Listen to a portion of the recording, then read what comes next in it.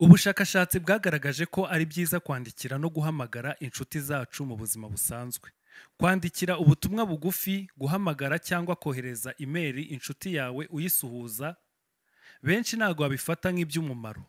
Usanga tubuzwa kubikora nuko tubitekereza ko uwo tubikoreye atari bubyakirane ubwuzu cyangwa nta mwanya wo gusoma cyangwa gusubiza ubutumwa bwawe afite. Ubushakashatsi bwakozwe bwagaragaje ko kuvugisha umuntu ukamubaza uko amerewe bisobanuye ikintu gikomeye ku buzima bwe biruta uko tubitekereza.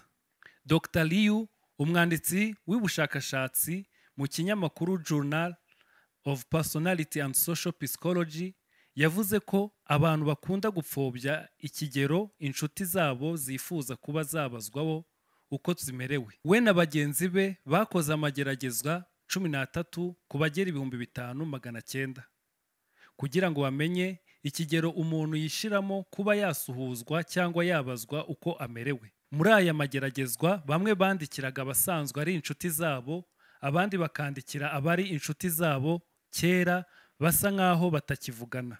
Abo banditse basabwe gukora igipimo batekerezaho ku nshuti zabo ziri bumunezezwe ndetse zikishimira kuba babandikiye. Gusa muri aya magerageza uko yari 13 bagaragaje gupfobya uburyo intashyo zabo ziri bwishimirwe na bagenzi babo. Ndetse n'abandikiwe basabwa gukora igipimo cy'uko bashimishijwe n'izo ntashyo. Gusa igitangaje, ibiganiro hagati y'abari bamaze igihe batavugana byagaragaye ko byishimirwa cyane kurushaho. Dr. Liu na bagenzi be bakomeje kwibanda cyane ku butumwa bugufi cyangwa guhamagarana, mu gihe abandi bashakashatsi batari bibanze ku mubano wo ku mbuga nkoranyambaga. Dr. Liu we yavuze ko nta gushidikanya ko kwandikira umuntu kuri Facebook cyangwa kuri Instagram byaba iby'agaciro, ndetse yongeraho ko ari byiza kwandikira mugenzi wawe umubaza uko ameze, kandi bizongera ikigero cy'uko abantu babikoraga bitewe n'uko abashakashatsi babivuze. Ikindi kandi byagaragaye ko kugirana imikoranire myiza n'abandi bifatanye isano no kumva ko ufite intego ku muntu, kandi byagaragaye ko kugirana imikoranire myiza n'abandi bifitanye isano no kumva ufite intego nk'umuntu ukuze.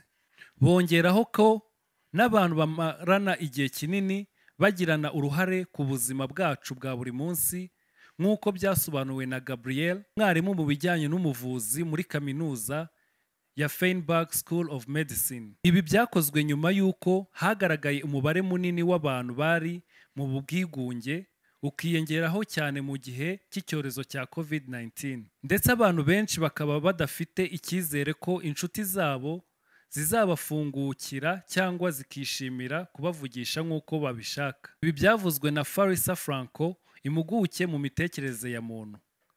Yakomeje avuga ko abantu banga kuvugisha abandi kubera impungenge z'uko bashobora kutishimirwa cyangwa uburyo abo bantu babakunda mu buzima busanzwe, ndetse n'uwandikiwe akaba ashobora kutirekura kubera cya kibazo. Ibi bigaragaza ko iyo abantu babaye abanyantege nke bibatera impungenge z'uko abandi babacira urubanza.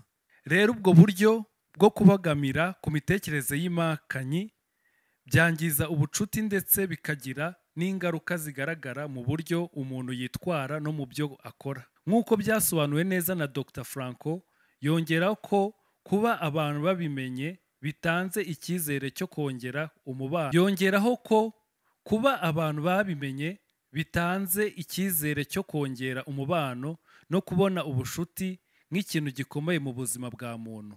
Yasoje avuga ko nk'uko dukenera kurya, tugakenera kunywa, dukeneye no kubana n'abandi kugira ngo tubeho neza.